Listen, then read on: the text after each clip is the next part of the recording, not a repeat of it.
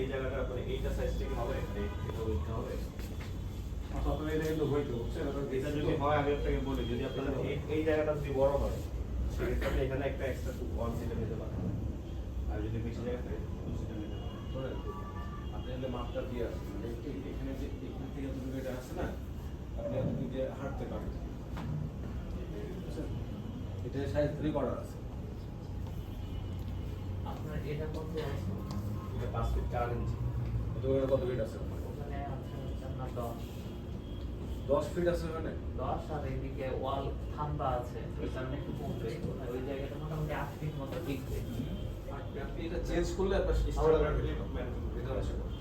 তো আপনার যেহেতু এই যে তাহলে কিন্তু আপনার রাইট সাইড দিতে হবে যদি বুঝছেন? চেয়ার কিনো ওই রকম নিতে হবে। স্যার এই জায়গাটা ফিল আপ নিতে পারে।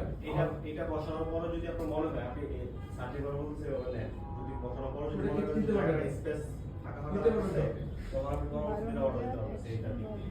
আড়া দেখে এটা তো দেখেন না।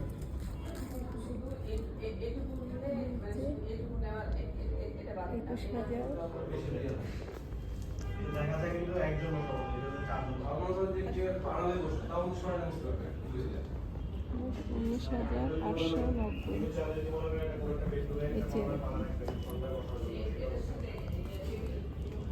এটা আলাদা কিন্তু টেবিল আলাদা যদি গর্জিয়াস কিন্তু চার আলাদা কিন্তু হবে না, এর সাথে সিঙ্গেল ডিজাইন করতে হবে।